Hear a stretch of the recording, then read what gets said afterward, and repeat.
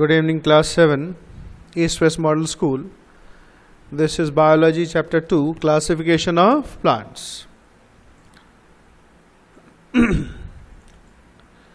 We know that the subject biology deals with the study of living things, the plants and animals. Biologists have identified, named and grouped more than 1 million types of plants and animals living on this earth. তো যারা জীববিজ্ঞানী, যাদেরকে biologist বলা হয়, জীবজন্তু নিয়ে তারা research করতে থাকে, তারা কিন্তু millions of types of plants animals তাদের নাম দিয়েছে, গ্রুপ করেছে। In order to facilitate the study of this vast variety of plants and animals, they have been classified into different groups. তা পড়াশুনো বা রিসার্চের সুবিধার জন্য নানা গ্রুপে ভাগ করা হয়েছে প্লান্টস অ্যানিমালসকে। ক্লাসিফিকেশন অ্যান্ড ইটস নিড, তা কেন আমরা ক্লাসিফাই করি, কি দরকার? All living things are broadly classified into 2 main groups. সব লিভিং থিংস দুটো মেন গ্রুপ আছে, একটা হচ্ছে প্লান্টস আর একটা হচ্ছে অ্যানিমালস।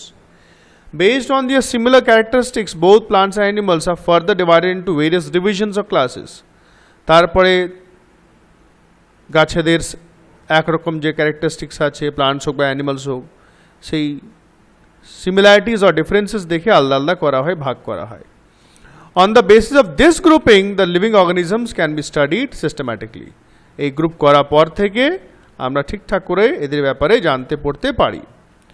Thus, সেই জন্য classification means grouping animals together on the basis of certain common features. The কিছু common features নিয়ে আমরা যখন আলাদা আলাদা করি সেটাকে বলা হচ্ছে classification, and it is a system of putting organisms with similar characteristics in one group. এক ধরনের characteristics যাদের থাকে তাদেরকে একটা গ্রুপে আমরা রাখি, right? In biology, classification is a system of arranging living organisms into groups based on their similarities and differences. একরকম কি আছে আর পার্থক্য কি আছে, এই দুটো বেসিসে আমরা আলাদা আলাদা করে রাখি। কি লাভ আছে ক্লাসিফিকেশনে? It is not humanly possible to study all the plants and animals that exist in the world. তা মানুষ হিসাবে কিন্তু যত রকম আছে গাছপালা, অ্যানিমালস, সবাইকে গবেষণা বা পড়াশোনা করা কিন্তু সম্ভব নয়। It is not possible identify করা, বোঝা। Scientist have made this job simply by classifying them on the basis of similarities. কিন্তু বৈজ্ঞানিকরা এটা একটু সহজ করে দিয়েছে তাদেরকে ভাগ করে করে। A few advantages of classification have been mentioned here. কী কী লাভ আছে? এক নম্বর হচ্ছে the characteristics of all members of a group can be understood by studying only the characteristics of a few members.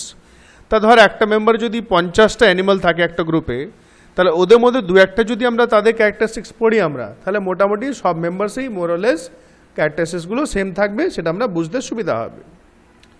Classification makes the study systematic. পড়াশোনাটা systematic হয় classification হলে। It highlights the relationship between different organisms, এবং নানা অর্গানিজমসের মধ্যে কী সম্পর্ক আছে, relationship আছে, সেটাকে হাইলাইট করে দেখায়। It helps in identifying different organisms and placing them into particular groups. আলাদা আলাদা অর্গানিজমসকে আইডেন্টিফাই, চিহ্নিত করা এবং ওদেরকে আলাদা আলাদা গ্রুপে প্লেস করা, এটা থেকে সম্ভব হয়।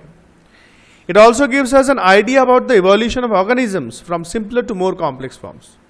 এটা থেকে আমরা এটাও আইডিয়া পাই কি কীভাবে সিম্পল একটা সহজ ছোট্ট প্রাণী থেকে, বা যেটা কমপ্লেক্স নয়, তার মধ্যে অনেক কিছু ভেরিয়েশনস নাই, সেটা থেকে কীভাবে একটা কমপ্লেক্স ফর্ম তৈরি হয়েছে। যেমন আমরা পড়েছি ইউনিসেলুলার অর্গানিজমস, আমিবা, একটাই সেল, সেটা থেকে মাল্টিসেলুলার কীভাবে হয়েছে। Classification of living world. Originally the living world was broadly classified into 2 main kingdoms. দুটো কিংডমে ভাগ করা হয়েছে, একটা হচ্ছে কিংডম প্লান্টে, প্লান্টসের জন্য, সেকেন্ড হচ্ছে কিংডম অ্যানিমেলিয়া, অ্যানিমালসের জন্য। But this classification presented certain anomalies. সমস্যা হচ্ছিল। Now bacteria is the original classification were classified along with plants. The bacteria কে প্রথম প্লান্টসের মধ্যে এটা ভরা হয়েছিল। But they possess characteristics of both plants and animals. দুটোরই ক্যারেক্টারিস্টিক্স আছে। Similarly, protozoans were initially put under the animal kingdom. প্রথম কিন্তু animal কিংডমে প্রোটোজোয়ানকে ভরা হয়েছিল, রাখা হয়েছিল। যেমন euglena contains chlorophyll, like plants, কিন্তু এটা অ্যানিমালসে থাকাকালীন কিন্তু এদের মধ্যে ক্লোরোফিল আছে, তাহলে অ্যানিমালসে কেন গ্রুপে? But it is devoid of a cell wall made up of cellulose unlike plants. কিন্তু প্লান্টসে কিন্তু একটা সেল ওয়াল থাকে, এটাতে থাকে না, যেটা সেলুলোজ দিয়ে তৈরি হয়। At the same time it has an I spot like structure, যেমন অ্যানিমালসে থাকে চোখের মতন। Therefore, Robert Whittaker in 1969 suggested that bacteria should not be classified under plants and protozoans should not be put under the animal kingdoms. ওদেরকে change করা হলো। He proposed a 5 kingdom classification of the living world which is described below. 5টা ভাগে: Kingdom Monera, Kingdom Protista, Kingdom Fungi, Kingdom Plantae, আর কি আছে Kingdom Animalia। আজকে দুটো পড়বো আমরা। Kingdom Monera includes microscopic unicellular or single cell organisms with a cell wall but no nucleus.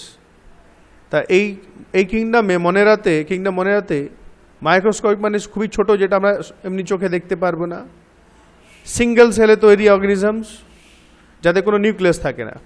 না they have a poorly developed nucleoid which contains the genetic material, যেমন bacteria. Kingdom Protista includes single cell organisms with a well developed nucleus. এরাও single cell কিন্তু নিউক্লিয়াসটা well develop থাকে, যেমন আমিবা, প্যারামিশিয়াম, ক্ল্যামিডোমোনাস, euglena. আজকে দুটোই রাখছি, কালকে আমরা 3 থেকে স্টার্ট করব।